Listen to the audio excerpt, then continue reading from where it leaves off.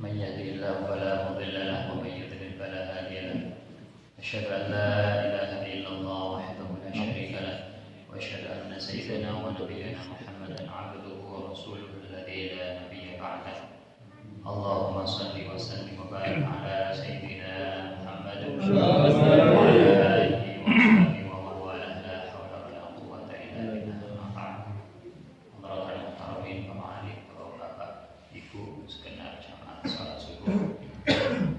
Mugi-mugi kula panjenengan sedaya dirahmati oleh Allah.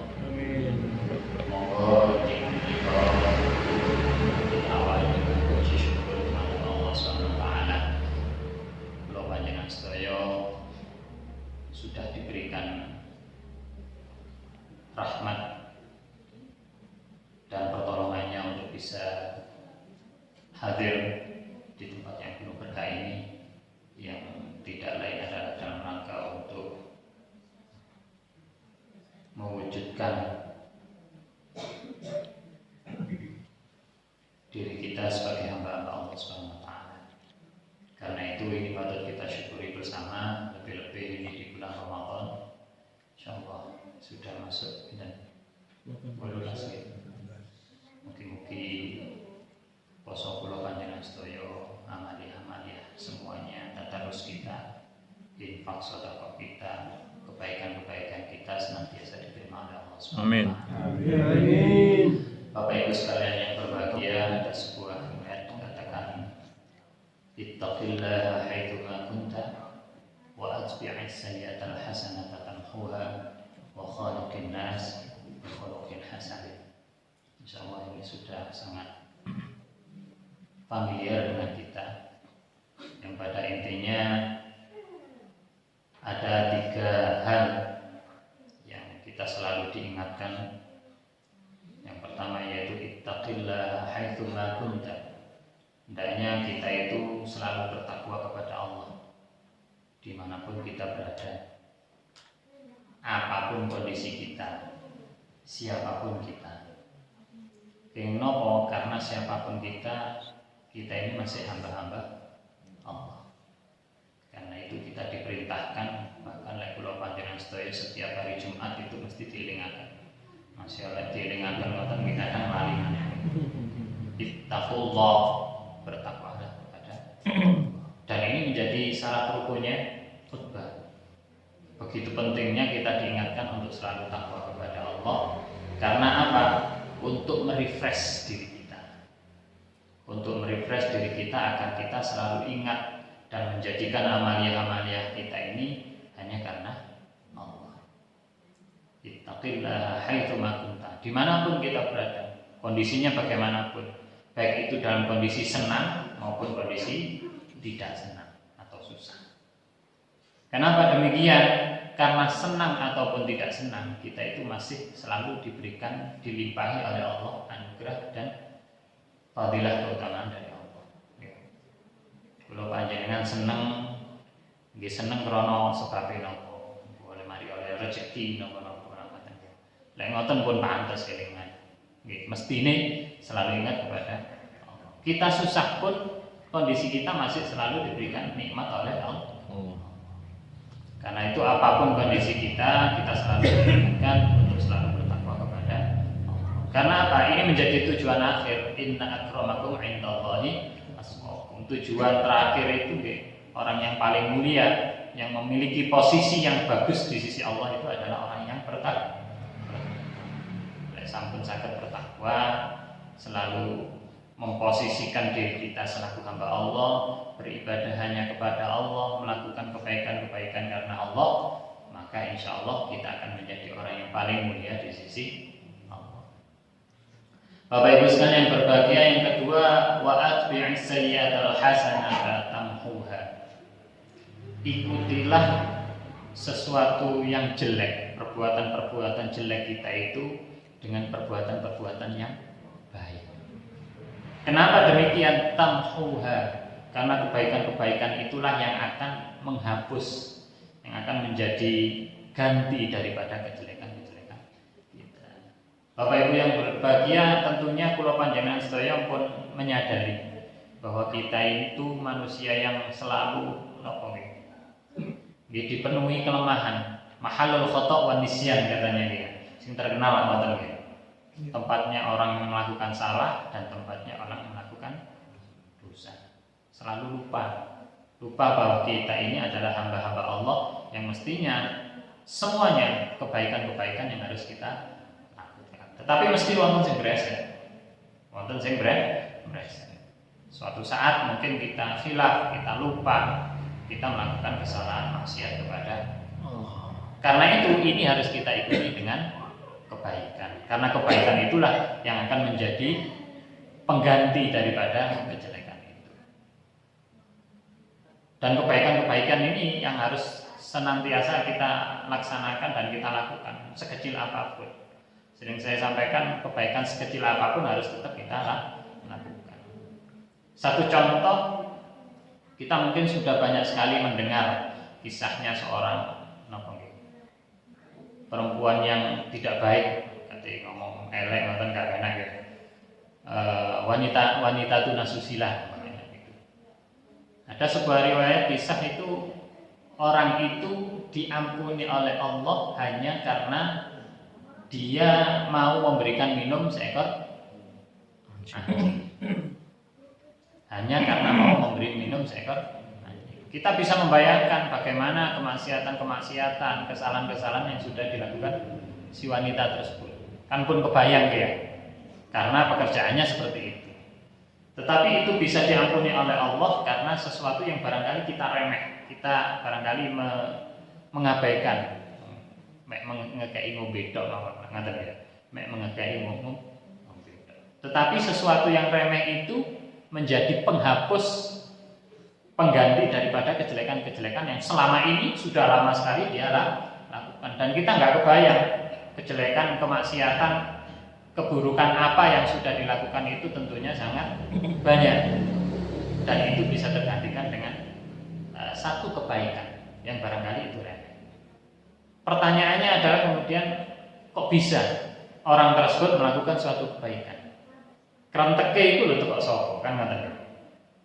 Kan tidak mungkin orang itu terus ujuk-ujuk tiba-tiba melakukan suatu kebaikan dalam posisi kondisi semacam itu ketika dia tidak terus tersentuh hatinya, yang tentunya yang menggerakkan itu adalah Allah. Karena itu lau aradallahu ayyudhira fadlahu khalaqa wa nasaba ilaika. Ketika Allah itu ingin menunjukkan, ngetok nih keutamaannya, anugerahnya, kebaikannya untuk seseorang, maka kebaikan itu diciptakan oleh Allah untuk seseorang itu, dan orang itu, kebaikan itu dinisbahkan kepada orang tersebut. Artinya apa? Dalam cerita itu tadi, orang itu tadi kerenteke itu datangnya kan dari Allah. Kemudian dia menolong orang si anjing itu tadi, dan dari pertolongan itulah yang akhirnya mendatangkan ampunan dari Allah. Jadi itu barangkali sesuatu hal yang kecil, tetapi itu pengaruhnya atau fadilahnya, keutamanya luar biasa. Jadi wa'at bi sayyi'atal hasanata tamhuha. Ikutilah perbuatan kejelekan-kejelekan kamu itu dengan perbuatan-perbuatan yang baik. Bapak Ibu sekalian yang berbahagia, kebaikan ini sangat banyak sekali. Selalu disampaikan oleh Rasulullah Muhammad SAW. Kita mungkin tahu, tabassumuka fi wajhi akhika shadaqah. Jenengan niku senyum, ketok sumringah di depan saudara-saudara jenengan itu adalah merupakan suatu. Kenapa kok ngandel? Kenging napa? Nggih keranten lek jenengan niku ketok besengut merengut ning ngarepe wong niku mesti nyusahne iki wong wis uripe po enak kok merengut. Nah ngoten ya. Kaya-kayake enggak ana susu. Makanya tabassumuka fi wajhi akhika shadaqah. Kula panjenengan sedaya senyum, guyu di hadapan saudara-saudara kita itu merupakan sedekah. Karena apa? Karena menyenangkan orang lain. Lek menyenangkan orang lain, yakin enggak akan orang itu terus muni ngerasani itu tadi, wow, uripe po enak kok merengut ya. Boten ngantos ngoten. Lek kita senyum. Yang akhirnya senyum itu mendatangkan kebaikan. Lah kebaikan inilah juga merupakan sedekah. Nah, hal semacam itu, kebaikan-kebaikan inilah yang barangkali bisa melunturkan barangkali kemaksiatan, kealpaan, kekhilafan yang selama ini sudah kita lakukan. Banyak sekali kebaikan-kebaikan. Jadi kalau kita melakukan sesuatu hal yang itu bisa mendatangkan ridho dari Allah melalui perantara orang lain barangkali, maka itu adalah merupakan suatu kebaikan yang akan dicatat, yang bisa jadi akan menjadi penghapus dari kejelekan-kejelekan kita. Termasuk barangkali diantaranya tiang suami istri yang berhubungan ini tuh adalah suatu kebaikan. Ketika ditanya Rasulullah, ngoten, lho kok saged wong ngoten mawon kok kebaikan, kok ganjaran? Karena apa? Ketika kita melakukan itu dengan sesuatu yang salah, yang tidak halal, maka itu adalah dosa. Nggih. Lek niku dosa berarti lek sing ngambil sing halal berarti kan itu adalah suatu kebaikan. Bahkan boten ketan wong turu niku nggih bisa dianggap suatu kebaikan. Makanya kula sakniki panjenengan sedaya niku kan sering krungu naum shaim ibadah. Turune wis wong poso niku ibadah. Kaya napa? Soale lek turu ora ngarang jenengan turu ngrasani tanggane. Lah ngoten nggih. Mboten ngarang. Ana wong turu ngrasani tanggane mencaci maki orang lain dan sebagainya mboten ngarang. Karena itu kenapa tidur itu bisa jadi ini paling elek-elek ini. Tidur itu menjadi suatu ibadah karena ketika tidur kita akan dilepaskan oleh Allah dari kemaksiatan. Napa niku ngrasani, napa niku delok hal-hal yang maksiat, napa niku melakukan kejelekan, mengumpat, berkata kotor dan sebagainya. Wong turu kan nggak mungkin ya. Lah nggak mungkin wong turu kok moro-moro meso umpamane ya. Iku berarti mboten nyadar. Nek mboten nyadar nggih mboten wonten hukume wong mboten nyadar. Ngoten ya. Makane wong turu niku kok enak. Siji nggih anjene enak, loro ana ganjarane. Karena apa? Minimal ngene niku ketika kita tidur tidak melakukan suatu kejelekan. Kalaupun barangkali ketika kita tidur kok mesuh gampangane, maka mesuh itu bukan sesuatu yang di luar bukan sesuatu yang menjadi kesadaran kita, itu di luar kesadaran. Lek wong melakukan sesuatu itu tanpa tahu, tanpa menyadari, tanpa sadar, artinya dia tidak dalam kuasa untuk melakukan itu, maka itu dimaafkan. Kan nggak tahu?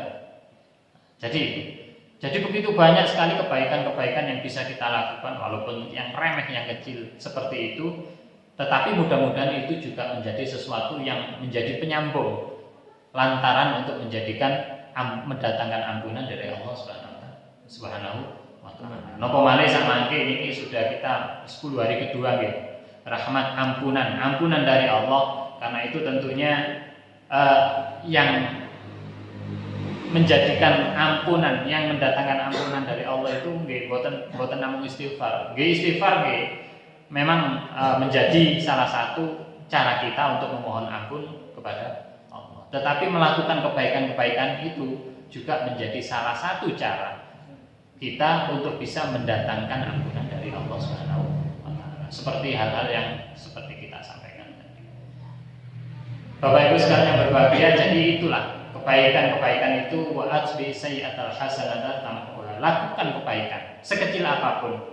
Mudah-mudahan itu akan menjadi pengganti, menjadi penghapus daripada kejelekan-kejelekan yang kita lakukan. Dan itu mesti datangnya dari Allah. Ma asaba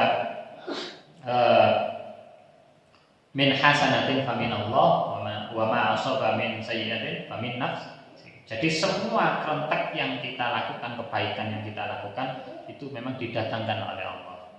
Seperti yang kami sampaikan tadi, idza aradallahu ayyudhira fadlahu khalaqahu wa nasaba ilaika. Ketika Allah itu ingin menjadikan suatu kebaikan, menunjukkan kebaikan, fadilahnya kepada kita, maka kita ditunjukkan, diberitahu oleh Allah kebaikan itu, dan kita melakukan itu hanya karena Allah. Bapak Ibu sekalian yang berbahagia, dan yang ketiga wa khaliqin nas bi khuluqin hasan. Dan hendaknya kita itu bermuasyarah, bermuamalah, bergaul dengan orang yang lain itu dengan akhlak yang mulia. Ya, wa khaliqin nas bi khuluqin hasanin, dengan akhlak yang hasan, dengan akhlak yang bagus. Siapa contohnya? Tidak lain adalah Kanjeng Nabi Muhammad sallallahu alaihi wasallam. Oke, karena di dalam ayat juga dikatakan Nabi itu khuluquhul Quran. Akhlaknya Nabi itu bagaimana? Yes, di Quran itu. Ya. Jadi apa-apa yang dilakukan oleh Kanjeng Nabi itu adalah berdasarkan Al-Quran, dituntun oleh Allah. Jadi tidak ada satupun yang tidak di luar pengawasan dari Allah, karena Kanjeng Nabi itu selalu melakukan kebaikan itu adalah berdasarkan apa yang sudah ditentukan oleh Allah. Bahkan di dalam mengucap pun, menyampaikan hal-hal pun selalu berdasarkan wahyu dari Allah. Wa ma yantiqu 'anil hawa in huwa illa wahyu. Itu dalam mengucapkan, dalam menyampaikan hal-hal, dalam melakukan perbuatan, itu semuanya dituntun oleh Allah berdasarkan wahyu dari Allah. Karena itu tidak ada contoh yang bisa kita contoh selain akhlak yang sudah dicontohkan oleh Nabi Muhammad SAW. Karena itu wa khaliqin nas bi khuluqin hasan. Kita hendaknya selalu bergaul dengan orang lain itu dengan akhlak yang baik. Akhlak itu menjadi sangat penting, ya. Akhlak itu menjadi sangat penting. Kita pun akan sangat dihormati oleh orang ketika kita mempunyai akhlak yang baik. Tetapi kita bisa membayangkan ketika Pulau Panjenengan sedaya terus melakukan sesuatu yang itu tidak baik, yang artinya itu kita berakhlak, melakukan sesuatu dengan akhlak yang tidak baik, maka kita juga tidak akan direspon secara baik oleh orang. Karena itu Bapak Ibu sekalian yang berbahagia, insya Allah kebaikan-kebaikan yang sudah kita lakukan dengan kita melakukan bergaul dengan akhlak yang baik ini akan menjadi akan dikembalikan kepada kita, akan menjadi penyejuk, akan menjadi hiasan bagi diri kita, sehingga akhlak itu adalah menjadi sesuatu yang sangat kita utamakan dan harus kita selalu lakukan. Bapak Ibu sekalian yang berbahagia, saya kira itu beberapa hal yang bisa kami sampaikan. Jadi yang pertama, kita hendaknya selalu bertakwa kepada Allah. Yang kedua, wa atbi sayyi'atal hasanata tamhuha, kita melakukan kebaikan-kebaikan yang merupakan pengganti dari kejelekan, kekhilafan yang barangkali selama ini kita lakukan. Dan yang ketiga, wa khaliqin nas bi khuluqin hasanah. Kita hendaknya selalu melakukan kebaikan itu dan selalu melakukan berdasarkan akhlak yang mulia. Bapak Ibu sekalian yang berbahagia, saya kira itu yang sedikit yang bisa kami sampaikan. Mudah-mudahan sekali lagi puasa kita pada bulan Ramadan ini selalu menjadikan kita selalu memposisikan diri kita sebagai hamba Allah. Ganjaran-ganjaran kita yang insya Allah akan dilipat gandakan oleh Allah, ini merupakan anugerah dari Allah. Karena bagaimanapun kelipatan-kelipatan ganjaran yang diberikan oleh Allah itu tidak lain adalah karena Allah menginginkan kebaikan yang banyak kepada kita, sehingga kita akan menjadi hamba-hamba Allah yang diselamatkan oleh Allah SWT. Amin ya rabbal alamin. Kurang lebihnya mohon maaf. Ihdinas siratal mustaqim. Wassalamualaikum warahmatullahi wabarakatuh. Waalaikumsalam.